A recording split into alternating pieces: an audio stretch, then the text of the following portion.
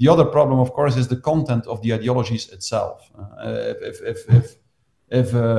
If certain ideologies start to claim that there is no biological difference between a man and a woman, and that it is a criminal act to distinguish between a man and a woman, well, then we have a serious ideological problem, I think. Yeah. So on the one hand, we have the problem, which is not typical for these academic domains, which is much more, I mean, the problem that the scientific methods that are used lack objectivity and quality. So that's one problem. And again, that's not only a problem in the fields you mentioned there, it's also a problem in many other academic fields. But then there is a second problem, I think, the fact that many of these ideologies, while they sometimes started from real social problems, but they evolved in a direction where they go so absurd, in my opinion, and so extreme. I agree. That this in itself, this way of thinking, this ideological discourse, is a real problem, and also there we stumble upon that problem that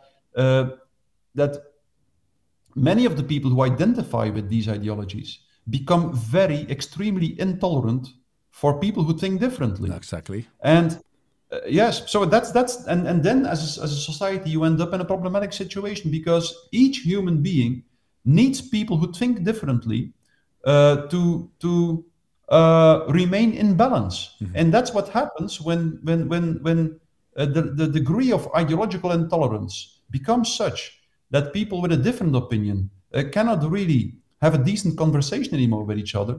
Then you see how society drifts away and ends up in more and more extreme, intolerant and absurd ideological convictions. So I think, and indeed, if you look at the woke movement, if you look at the climate narrative now, if you look at the entire ideology, I think, which is represented by the UN's Sustainable Development Goals, well, then you see, I think, that this is typically an ideology which, with which people identify in a more and more fanatic way, which becomes more and more intolerant for dissonant voices, and which I think risks to be the basis for a future technocratic totalitarian system. That's what I try to warn for in that book.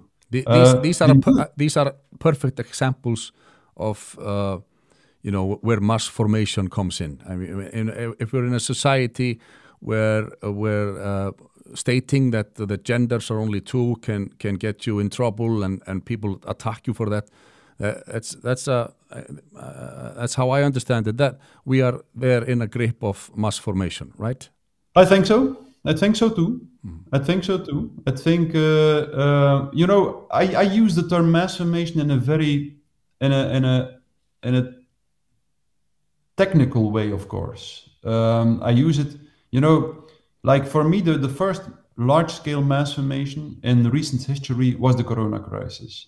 Before the Corona crisis, we had examples of massification, which happened around the climate narrative, the terrorism narrative, and so on. But that was not a real mass formation. That was a precursor of a mass formation.